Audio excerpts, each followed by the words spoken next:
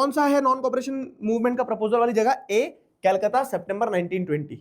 ध्यान रहेगा, सवाल कैसे ही पूछ लो, अगर आपने अपने पॉइंटर को पकड़ के रखा है तो चीजें आसान रहेगी आपके लिए। Got my point? आपको पॉइंटर को पकड़ के रखना है तो चीजें आसान रहेगी। सितंबर 1920 में कलकत्ता सेशन जो है, यहाँ पे नॉन कॉपरेशन मूवमेंट का प्रपोजल रखा गया था। ठीक है, नॉन कॉपरेशन मूवमेंट का प्रपोजल रखा गया था। अब आते हैं नागपुर पे। तो नागपुर में क्या हुआ था? तो जो प्रपोजल यहाँ रखा था ना, तो वो नागपुर के कांग्रेस सेशन में, नागपुर का कांग्रेस सेशन कब हुआ था?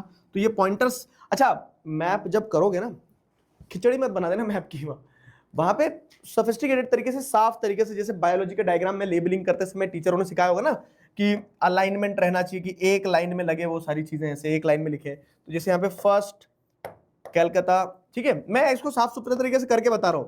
कलकत्ता सितंबर 1920, ये हो गया, समझ गए? दूसरा क्या है? नागपुर सेशन है,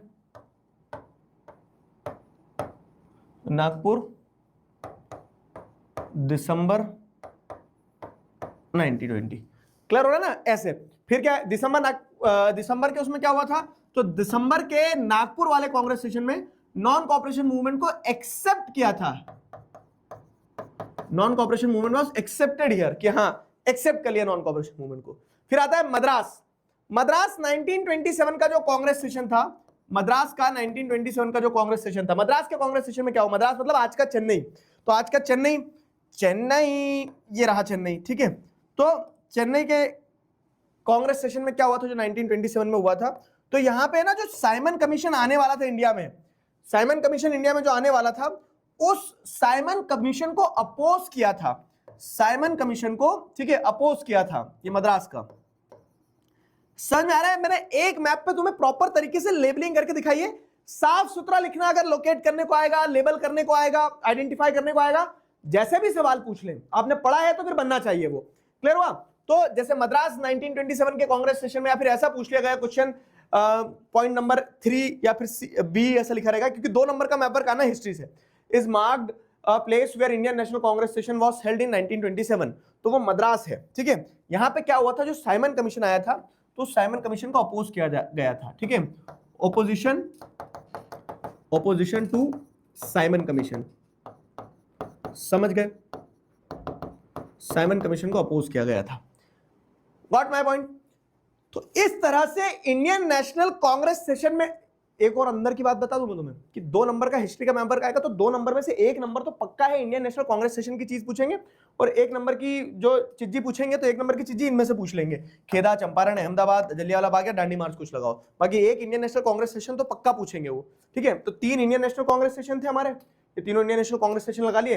ये मैंने यहाँ पे लिख के भी रखे, जैसे मद्रास तमिलनाडु में है, ठीक है, महाराष्ट्र में है नागपुर, कलकत्ता जो है तो वेस्ट बंगाल में है, और इनके वो बताई दिए मैंने कि कहीं पे नॉन कॉपरेशन मूवमेंट प्रपोज किया, कहीं पे एक्सेप्ट किया, कहीं पे साइमन कमीशन को अपोज किया। ठीक है, इसके बाद में क्या है कहानी? 3 सत्याग्रह मूवमेंट। अब तुम्हें ध्यान हो, 1915 में गांधी जी इंडिया आए थे, 1916 में उन्होंने ऑब्जर्व किया माहौल को।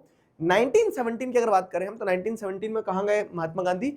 चंपारण गए। ठीक है, तो 1917 चंपारण में he was on the tour around the country, और उन्होंने जगह जगह जाके लोगों की समस्याएं समझी, उन समस्याओं के आधार पर लोगों को समाधान भी दिया, और उन समाधान में एक जो प्रबल चीज थी, एक मजबूत चीज जो थी, वो थी सत्याग्रह का आइडिया। उन्होंने सत्याग्रह का आइडिया पिच किया लोगों के सामने कि सत्याग्रह जो है बहुत महत्वपूर्ण चीज है।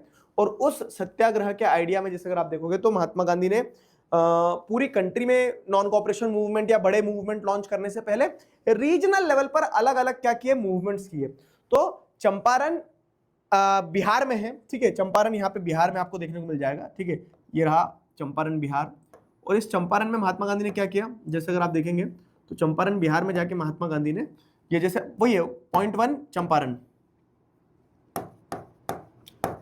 ऐसे प्लॉट करते चलो, पॉइंट 1 चंपारण, यहां जाके महात्मा गांधी ने जो इंडिगो प्लांटर्स थे ना, जो इंडिगो की खेती करते थे, तो उन प्लांटर्स के फेवर में आवाज उठाई अगेंस्ट द ब्रिटिश गवर्नमेंट। ठीक है, तो इंडिगो पीजेंट्स जो है, इंडिगो पीजेंट्स, उनके लिए आवाज उठाई। खेदा में फिर जाके क्या किया? पीजेंट सत्याग्रह को सपोर्ट किया इन्होंने। 1917 में ही खेदा गए। ठीक है, पहले चंपारण गए, फिर खेदा गए। अब खेदा कहां है? तो खेदा इज इन गुजरात, यहां लगाओ गुजरात में। ठीक है, तो यहां पे इंडिगो प्लांटर्स जो है इंडिगो समझते हो ना, नील की खेती होती है, उड़ने वाला इंडिगो नहीं, वो तो बैठ गया ना, ठीक है, जो नील की खेती होती थी, तो इंडिगो प्लांटर्स, ब्रिटिशर्स इनसे टैक्स वसूल रहे थे और इनसे बोल रहे थे कि अब इंडिगो की खेती बंद कर दो, लेकिन इंडिगो ऐसी फसल थी कि जिसकी खेती बंद कर देंगे तो जमीन बंजर हो जाएगी। तो किसान कह रहे थे ना तो अब हम दूसरी फसल ग्रो कर पाएंगे, और अब तुम कह रहे हो इंडिगो ग्रो मत करो, है ना। तो गांधी जी ने उनके सपोर्ट में आके उनको कंपनसेशन दिलवाया था। कंपनसेशन जितना मांगा उतना नहीं मिला, लेकिन बड़ी बात यह है कि ब्रिटिशर्स को झुकना पड़ा, कुछ तो देना पड़ा ना कंपनसेशन के नाम पे, तो वो अपने आप में एक विक्ट्री थी।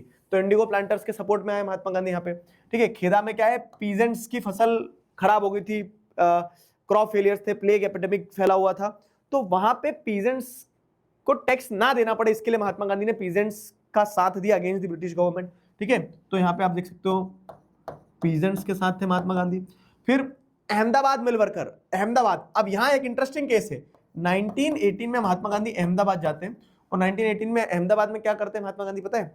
1918 में महात्मा गांधी जो है, तो जो अहमदाबाद में मिल वर्कर्स थे, तो वर्कर्स स्ट्राइक कर रहे थे against the cotton mill owners, और वो ओनर्स इंडियंस ही थे। तो उन इंडियंस के अगेंस्ट में ही महात्मा गांधी ने आवाज उठाई, क्योंकि गलत ब्रिटिश या इंडियन नहीं करता है, गलत गलत ही होता है, और गलत करने वाला गलत ही कहलाता है। तो महात्मा गांधी ने यहाँ पे क्या करा, इंडियन मिल वर्कर्स जो है, कॉटन मिल वर्कर्स, उनके सपोर्ट में आके ओनर्स के अगेंस्ट में मुकदमा कह सकते हैं ना, मुद्दा उठाया था, ठीक है। तो यहाँ पे आप कह सकते हो protest against the cotton mill owners, ठीक है, कॉटन मिल ओनर्स के अगेंस्ट में आवाज उठाई थी। क्लियर हुआ? तो ये 3 सत्याग्रह मूवमेंट ध्यान रखना है। चंपारण अपन ने लगा दिया, चंपारण के बाद में एक लगाया अपन ने खेदा सेकंड वाला पॉइंट हो गया आपका ये, ठीक है, ये सेकंड वाला पॉइंट खेदा हो गया आपका। और इसी के ऊपर जैसे अगर आप देखोगे तो अहमदाबाद है, अहमदाबाद वाला पॉइंट जो है आपका ये थर्ड पॉइंट हो गया, ठीक है, अहमदाबाद वाला आपका थर्ड पॉइंट हो गया। तो 3 सत्याग्रह मूवमेंट ध्यान रखना है बेसिकली, बस आपको इतना। 3 सत्याग्रह मूवमेंट के बाद में आ जाओ क्या, जलियांवाला बाग इंसिडेंट और दांडी मार्च। तो जलियांवाला बाग इंसिडेंट कहां हुआ? अमृतसर पंजाब, ठीक है। तो जलियांवाला बाग इंसिडेंट आपका ये हुआ, थर्ड वाला पॉइंट एकदम।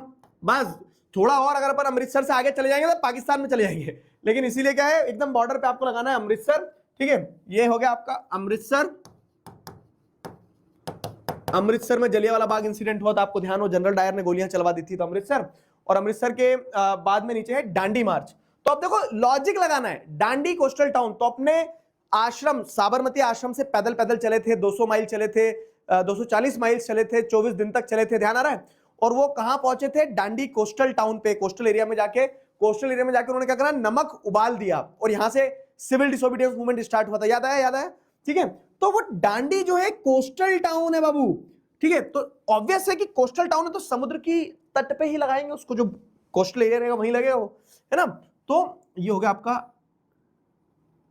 फोर्थ वाला point, Dandi coastal town, Dandi march का। तो ये हमने मोटा माटी समझ लिया कि इधर 5 पॉइंट इधर है और 3 पॉइंट उधर है। टोटल आपको 8 पॉइंट्स ध्यान रखना है, टोटल आपको 8 पॉइंट्स ध्यान रखना है।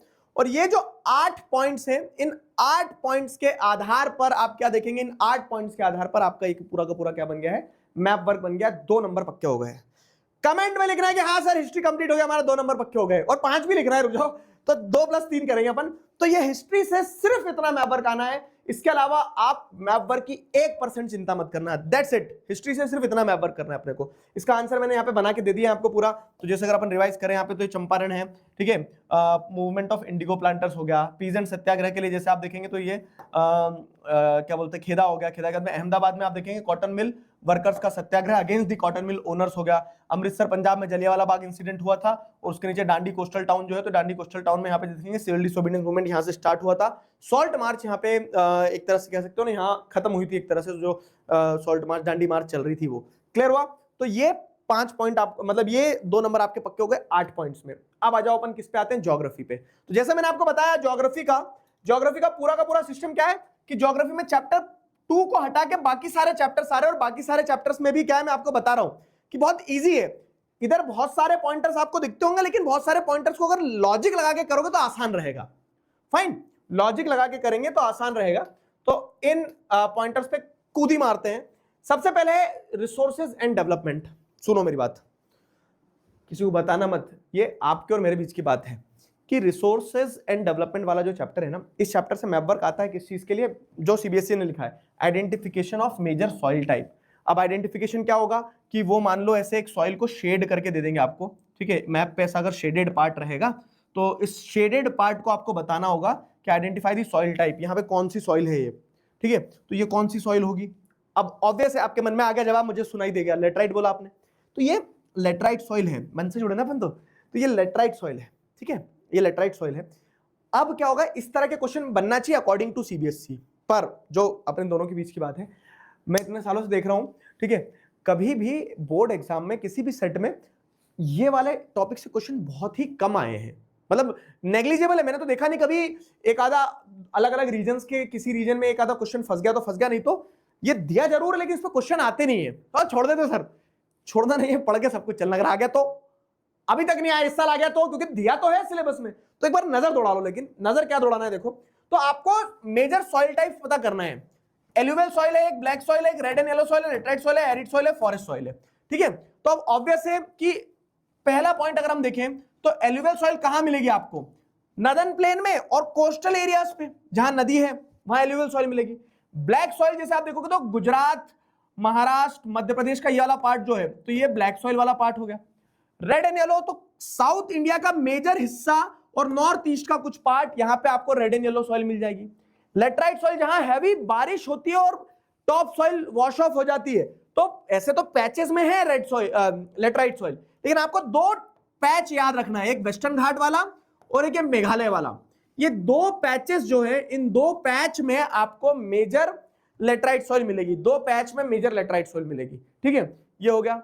एरिड सॉइल तो ऑब्वियस है कि अरावली माउंटेन रेंज है और रहेगी हमेशा, ठीक है। तो अरावली माउंटेन रेंज के वेस्ट में जैसे अगर आप देखोगे तो राजस्थान का ये वाला एरिया जो ड्राई एरिया है वो एरिड सॉइल कहलाता है, ठीक है।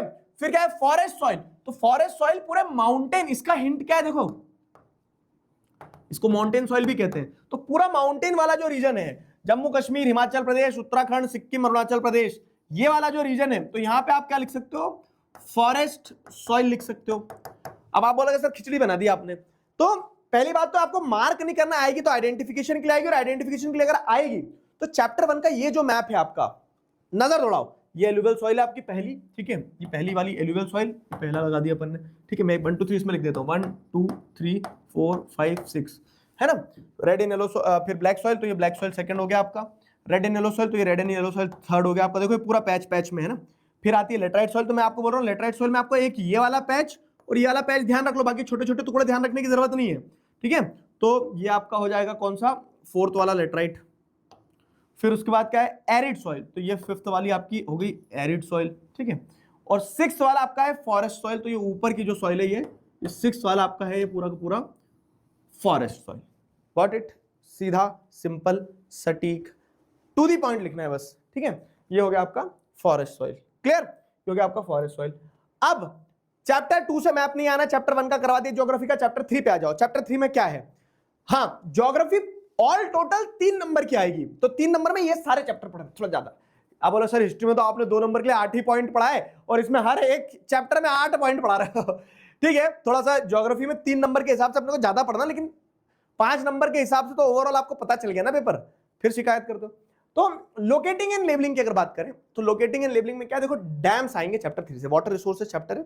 वाटर रिसोर्सेज चैप्टर में आपको डैम्स दिए गए हैं, जैसे सलाल डैम आपका, ठीक है। इसकी भी 1 2 3 कर दे क्या, 1 2 3 4 5 6 7 और 8, ठीक है। 1 2 3 करने के बाद में आप देखें सलाल, तो सलाल डैम जो है आपका कहां पे है, सलाल डैम आपका है कश्मीर वाले रीजन में, सलाल डैम आपने लगा लिया, फाइन। ये 1 वाला हमने सलाल मार्क कर दिया, लगाते चलना क्योंकि मैं भी आपको हिंट दूंगा। हाँ, फिर क्या है, भाखरा नंगल डैम, तो पंजाब और हिमाचल प्रदेश की बॉर्डर पे, but situated in Himachal Pradesh में सिचुएटेड है, ये आपका हो गया भाखरा नंगल। पॉइंट करो, भाखरा नंगल डैम, ठीक है, भाखरा नंगल डैम हो गया। टेहरी डैम, तो आप जैसे देखेंगे भागीरथी अलकनंदा आती है ऊपर से, ठीक है, उत्तराखंड में, तो यहां पे आपको टेहरी डैम मिल जाएगा, भागीरथी पे आपको तेहरी डैम मिल जाएगा, तेहरी डैम थर्ड वाला। फिर उसके बाद में राणा प्रताप सागर। तो मध्य प्रदेश और राजस्थान में जैसे ये जो टर्न है चंबल रिवर जहां से घूमती है, तो यहां पे आपको राणा प्रताप सागर, ठीक है, ये हो गया हमारा फोर्थ वाला राणा प्रताप सागर। ऑब्वियस है, राजस्थान में है, महाराणा प्रताप से जुड़ा हुआ है, राणा प्रताप सागर, ठीक है, ऐसे लॉजिक लगाना है थोड़ा सा, ठीक।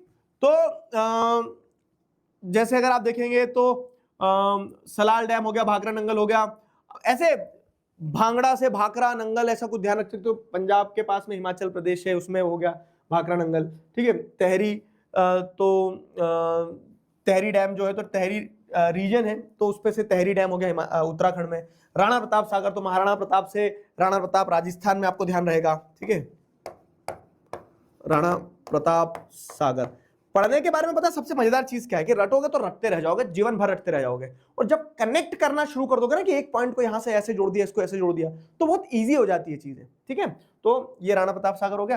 सरदार सरोवर, सरदार वल्लभ भाई पटेल कहां से थे? गुजरात, ठीक है, गुजराती थे, तो यहाँ पे सरदार वल्लभ भाई पटेल के नाम पे बहुत बड़ी स्टैच्यू भी बनी उसी डैम के पास में, तो ये सरदार सरोवर डैम हो गया आपका, ठीक है। ये हो गया फिफ्थ सरदार सरोवर, सरदार सरोवर, सरदार सरोवर हो गया। सरदार सरोवर के बाद में हीराकुंड। अब हीराकुंड की बात करें अगर, तो हीराकुंड कहाँ है? हीराकुंड की अगर बात करें तो हीराकुंड जैसे अगर आप देखेंगे तो महानदी रिवर है, कहाँ पे? उड़ीसा में। इस महानदी रिवर पे अब देखो मैप में क्या ना थोड़ा 19-20 चलता है, जैसे अगर आप राणा प्रताप सागर को यहाँ की जगह थोड़ा यहाँ कर दो चलेगा, यहाँ मत लगाना, यहाँ लगाओगे बोलेगे कि ये भी तो राजस्थान है सर, तो ये गलत हो जाएगा, लेकिन थोड़ा 19-20 चलता है, तो जैसे आपका महानदी थोड़ा इधर भी हो सकता है, थोड़ा इधर भी हो सकता है, लेकिन अगर तुम यहाँ लगा दो उड़ीसा में महानदी तो वो गलत हो जाएगा, ठीक है। तो सॉरी कौन सा डैम था? Hirakud on the river Mahanadi, तो हीराकुंड डैम ये रहा आपका हीराकुंड डैम, ठीक है, 6th वाला पॉइंट है ये आपका हीराकुंड। हीराकुंड हो गया। हीराकुंड के बाद में आपका क्या अगला? नागार्जुन सागर। अब देखो ये है तेलंगाना और ये है आंध्र प्रदेश, पहले एक ही था, तो तेलंगाना और आंध्र प्रदेश की बॉर्डर पे जो डैम है उस डैम के हिसाब से डिवीजन कर दिया उन्होंने। ये है हमारा नागार्जुन सागर डैम, ठीक है, नागार्जुन सागर डैम।